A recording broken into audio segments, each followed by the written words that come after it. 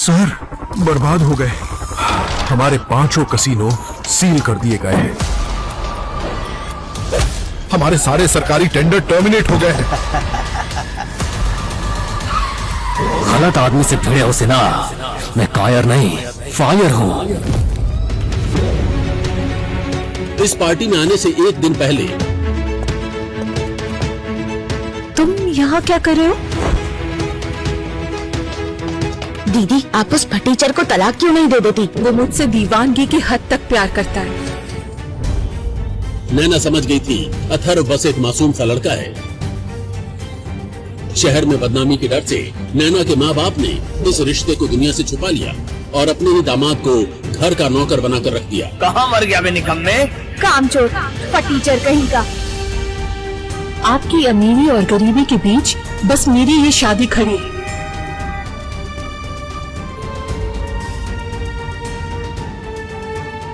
क्या प्राइस है इसका?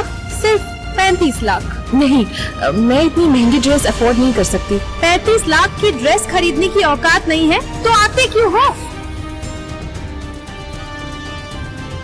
मैम, आज स्पेशल ऑफर थी। जो भी इस ड्रेस को पहले ट्राई करेगा, ये ड्रेस उसे गिफ्ट में मिलेगी। ये 35 लाख का सूट भी इस ड्रेस के साथ कॉम्प्लीमेंट्री है। शनाया, कहीं ये ड्रेस अथर्व ने तो नहीं दिलवाई? जिसके अपने कपड़े फटे हो वो तुम्हें 35 लाख की ड्रेस दिलवाएगा? अगले दिन नैना की कजिन तानिया की रिंग सेरेमनी थी, लेकिन अथर्व बेचैन था क्योंकि नैना अभी तक नहीं पहुंची थी। तभी उसने नैना को हड़बड़ी में आते देखा। अथर्व की नजर नैना की कलाई पर पड़ी। मुझे मेरी वाइफ की आज की पूरी डिटेल चाहिए। तभी दो लड़के नैना को घूरने लगे। सर, अमन सिन्हा ने बिजनेस मीटिंग के बहाने नैना मैडम को होटल बुलाया था और वहाँ उसने जबरदस्ती करने की कोशिश की।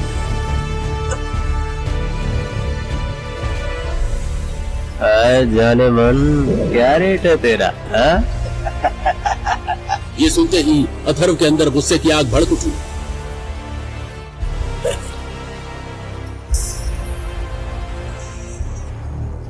नैना, उसे कुछ हुआ तो पूरा शहर जल जाएगा। इसी हाथ से छुआ था ना उसे। इतना पावरफुल होने के बावजूद अथर्व घर जमाई क्यों बना? क्या मजबूरी में हुई ये शादी कभी प्यार में बदल पाएगी? जानने के लिए फ्री में सुने एक्शन और सस्पेंस से भरी कहानी एम्पायर ऑफ हिडन किंग। हाय जाने मन, एक रात का क्या रेट है तेरा? देश के सबसे बड़े बिजनेस टाइकून के बेटे अमन सिन्हा की ये बात सुनकर नैना के पैरों तले जमीन खिसक गई। उसने कांपती आंखों से अपने पति अथर्व की ओर देखा। कायर है ये, बस नाम का पति है, फटीचर कहीं का। इसी के साथ नैना की आंखों के सामने 3 साल पहले की यादें तैरने लगी। 3 साल पहले खूबसूरत नैना की शादी उसके दादाजी ने गरीब फटीचर अथर्व से करवा दी थी। शहर में बदनामी के डर से नैना के माँ बाप ने इस रिश्ते को दुनिया से छुपा लिया और अपने ही दामाद को घर का नौकर बनाकर रख दिया। कहाँ मर गया बे निकम्मे? कामचोर, फटीचर कहीं का। 3 सालों से वो गालियां सहते हुए बस घर के काम कर रहा था, सिर्फ इसलिए ताकि अपने प्यार नैना के करीब रह सके। वैसे पिछले 3 सालों से अथर्व नीचे ही सो रहा था। नैना समझ गई थी अथर्व बस एक मासूम सा लड़का है जो कभी उसे नजरें उठाकर भी नहीं देखता, लेकिन वो ये नहीं जानती थी नैना के सो जाने के बाद वो उसे घंटों चुपचाप निहारा करता था। इस पार्टी में आने से एक दिन पहले अथर्व नैना के कपड़े लेकर उसके कमरे में चला गया था। तभी तुम यहाँ क्या कर रहे हो? नहा कर निकली नैना के बदन पर सिर्फ एक तौलिया लपेटा हुआ था। अथर्व की नजरें कुछ देर उसकी खूबसूरती पर ठहर गईं, लेकिन अगले ही पल आंखों पर हाथ रखते हुए वो बाहर भाग गया। नैना उसे ऐसे जाते देख मुस्कुरा रही थी। तभी नैना की बहन शनाया वहाँ आई और उसकी दीदी को टोकने लगी। दीदी, आप उस फटीचर को तलाक क्यों नहीं दे देती? जब मेरी शादी हो रही थी तब तो किसी ने कुछ नहीं कहा। बेटा, अगर तुम शादी नहीं करती तो तुम्हारे दादाजी हमें जायदाद से निकाल देते। आपकी अमीरी और गरीबी के बीच बस मेरी ये शादी खड़ी है। नैना ने बात खत्म की और वे शॉपिंग के लिए निकल गए। अथर्व भी उनके साथ था। शोरूम में सेल्स गर्ल कई ड्रेसेस दिखा चुकी थी। हर बार नैना कोई ड्रेस ट्राई करती और चुपचाप अथर्व के चेहरे को देखती। अथर्व के चेहरे के भाव ही सब बता देते थे। तभी नैना ने एक ब्लैक ड्रेस ट्राई की। उसे देखते ही अथर्व का चेहरा खिल उठा। नैना हल्के से मुस्कुराई और वही ड्रेस फाइनल कर दी। क्या प्राइस है इसका? मैम जीएसटी के साथ सिर्फ 35 लाख। नहीं, मैं इतनी महंगी ड्रेस अफोर्ड नहीं कर सकती। 35 लाख की ड्रेस खरीदने की औकात नहीं है तो आते क्यों हो? नैना की नजर अथर्व पर गई, जो मोबाइल पर किसी को मैसेज कर रहा था। कुछ ही देर में वहाँ राजवीर सिंह आ गए, जो इस मॉल के हेड थे। मैम, आज स्पेशल ऑफर थी। जो भी इस ड्रेस को पहले ट्राई करेगा, ये ड्रेस उसे गिफ्ट में मिलेगी। ये सुनते ही वहाँ मौजूद हर शख्स हैरान रह गया। राजवीर ने अथर्व की तरफ देखा। मैम, ये कौन है? जी, ये मेरे हस्बैंड है, मिस्टर अथर्व सिंघानिया। ये सुनते ही अथर्व की खुशी का ठिकाना नहीं रहा, क्योंकि आज पहली बार नैना ने उसे हस्बैंड कहा था। मैम, ये 35 लाख का सूट भी इस ड्रेस के साथ कॉम्प्लीमेंट्री है। वापसी के पूरे रास्ते उसके चेहरे पर मुस्कान थी। इतना खुश नैना ने उसे पहले कभी नहीं देखा था। घर पहुंचती अथर्व फिर अपने काम में लग गया, लेकिन नैना के मन में एक हल्का सा शक उठ चुका था। शनाया, कहीं ये ड्रेस अथर्व ने तो नहीं दिलवाई? जिसके अपने कपड़े फटे हो वो तुम्हें 35 लाख की ड्रेस दिलवाएगा?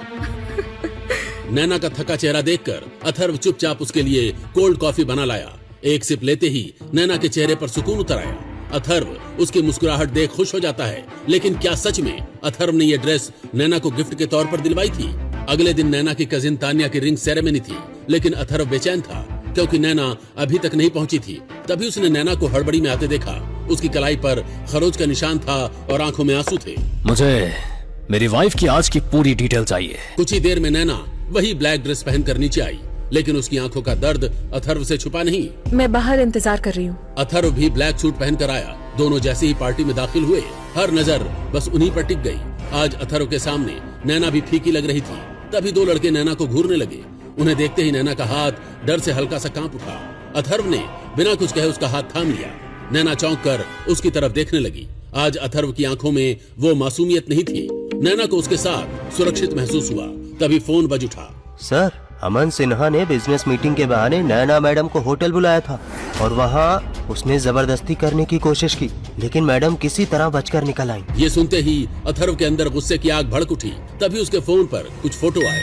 अथर्व ने एक नजर में पहचान लिया, वो वही लड़का था जो अभी नैना को घूर रहा था। नैना अब भी डरी हुई थी। अब हमें चलना चाहिए। तभी सिन्हा के बेटे अमन ने आगे बढ़कर उनका रास्ता रोक लिया। आए जाने मन, क्या रेट है तेरा?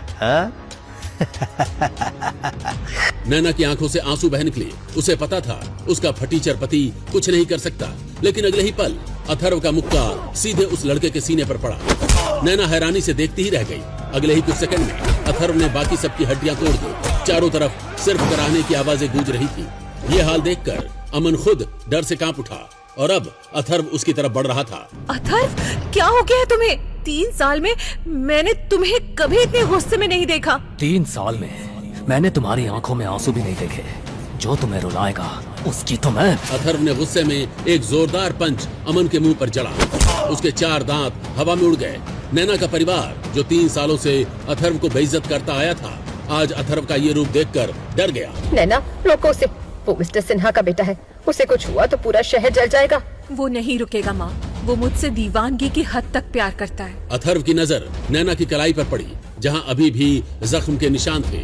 अथर्व ने अमन का हाथ कसकर पकड़ लिया। इसी हाथ से छुआ था ना उसे। अथर्व ने अमन का हाथ पूरी ताकत से मरोड़ दिया। अमन की चीख गूंज उठी। उसी वक्त अमन का बाप सिन्हा वहां आ गया। वो आदमी जिसका नाम ही शहर में खौफ पैदा कर देता था, आज उसके बेटे को सबके सामने अथर्व ने पीटा था। मिस्टर सिन्हा, ये मेरे हस्बैंड है।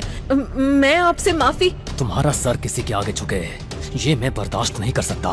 तुझे मैं इतना मजबूर कर दूंगा कि तू खुद अगले 5 मिनट में मेरे जूतों पर नाक रगड़ेगा। अथर्व बस मुस्कुराया, लेकिन उसकी वो मुस्कान खौफनाक थी। वो आगे बढ़ा, सिन्हा के कोट से सिगार निकाली। नहीं सिन्हा, अगले 5 मिनट में तू मेरे जूतों पर नाक रगड़ेगा। सिन्हा कुछ बोलने ही वाला था कि उसका फोन बज उठा। सर, बर्बाद हो गए। हमारे 5 कसीनो सील कर दिए गए हैं। सिन्हा का रंग उड़ गया। उसने अथर्व की तरफ देखा। अथर्व ने लाइटर से सिगार जलाई। तभी दूसरा कॉल। सर, हमारे सारे सरकारी टेंडर टर्मिनेट हो गए हैं। एक और कॉल वेटिंग पर था। अब सिन्हा के माथे पर पसीना साफ दिख रहा था। उसका पूरा साम्राज्य ताश के पत्तों की तरह ठहर रहा था। सिन्हा ने घबराकर अथर्व की तरफ देखा। तभी रिजॉर्ट के बाहर सायरन गूंज उठे। एक के बाद एक 20 काली चमचमाती लग्जरी गाड़ियां आकर रुकी। पुलिस कमिश्नर, मिनिस्टर और कई बड़े अधिकारी उतर कर आने लगे। अरे सिन्हा की पहुंच तो बहुत ऊपर तक है। मिनिस्टर, कमिश्नर और तमाम बड़े अधिकारी सिन्हा नहीं बल्कि अथर्व के सामने पसीना पोंछते हुए खड़े थे। साहब, क्या आदेश है? सबका मुंह खुला का खुला रह गया। नैना और उसकी पूरी फैमिली अपनी आंखों पर यकीन नहीं कर पा रही थी। वही फटीचर जमाई जो उनके जूते साफ करता था, ताने और गालियां सहता था, आज उसके सामने पूरा सिस्टम हाथ जोड़कर खड़ा था। सिन्हा के पैर कांपने लगे।